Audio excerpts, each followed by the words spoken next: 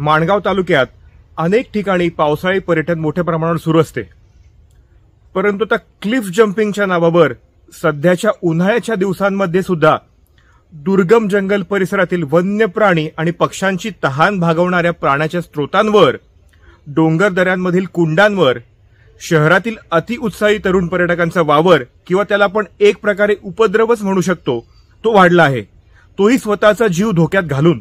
माणगावच्या सन्नाट परिसरात डिसेंबर महिन्यापासून सर्वत्र पाणी आटून जंगल परिसराच्या मधोमध फक्त काही कुंडांमधून पाणी शिल्लक राहते।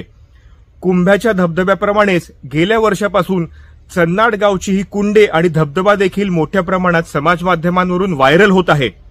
येथील पाण्याचे स्रोत हे बारामाही नसतात। नदीपात्रात सर्वत्र पाणी आटून उन्हाळ्याच्या शेवटपर्यंत फक्त या कुंडांमध्येच पाणी शिल्लक असते। ही कुंडे येथील आजूबाजूच्या प्रचंड जंगल परिसरातील असंख्य वन्य प्राणी आणि पक्ष्यांची उन्हाळ्यातल्या प्रतिकूल परिस्थितीमध्ये तहान भागवत असतात। पर्यटन व्हायलाच हवे हे नक्की, पण ते शाश्वतरित्या। शहरातून येणाऱ्या तरुणांना समजायला हवे, जंगल परिसराच्या मधोमध असलेले हे पाण्याचे कुंड, हे पाण्याचे स्रोत हे आपले नाही, हे येथील वन्य प्राणी आणि पक्ष्यांसाठी राखीव आहेत। शेकडो पर्यटक तरुण जर का दररोज येथे जाऊन पाण्यात उड्या मारायला लागले, पोहायला लागले, तर दिनचर वन्य प्राणी आणि पक्षी आपली तहान कोठे भागवणार? एकतर सध्या सगळीकडे वणवे लागत आहेत, त्यात कडाक्याचे ऊन, त्यात पाण्याविना वन्य प्राणी आणि पक्ष्यांची हाल आपण का करायचे?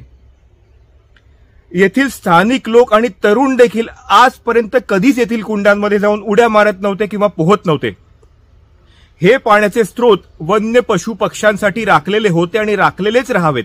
ॲडव्हेंचर स्पोर्ट्स, क्लिफ जम्पिंग सारख्या ऍक्टिव्हिटीज करण्यासाठी आपल्याकडे बारामाही वाहणाऱ्या नद्या आहेत, धरणे आहेत, जिथे वर्षाचे 12 महिने वन्य प्राणी आणि पक्ष्यांना देखील आपल्यामुळे काही अडथळा निर्माण होणार नाही किंवा कोणत्याही प्रकारचा आपल्याकडून उपद्रव तयार होणार नाही। येथे परवानगी घेऊन यावे, परंतु चन्नाट सारख्या दुर्गम परिसरात स्वतःचा जीव धोक्यात घालून ट्रेक करून त्यात वन्य प्राणी आणि पक्ष्यांसाठी उपद्रव निर्माण करणे हे आपण टाळावे।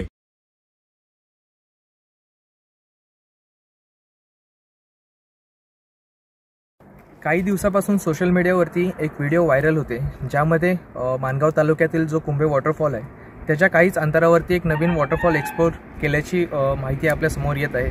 बरेचसे पर्यटक त्या ठिकाणी जात आहेत आणि जीवघेणी स्टंट त्या ठिकाणी करत आहेत। जर एखादा इन्सिडेंट त्या ठिकाणी घडला तर बचाव कार्यासाठी फार मोठा अडथळा त्या ठिकाणी निर्माण होऊ शकतो।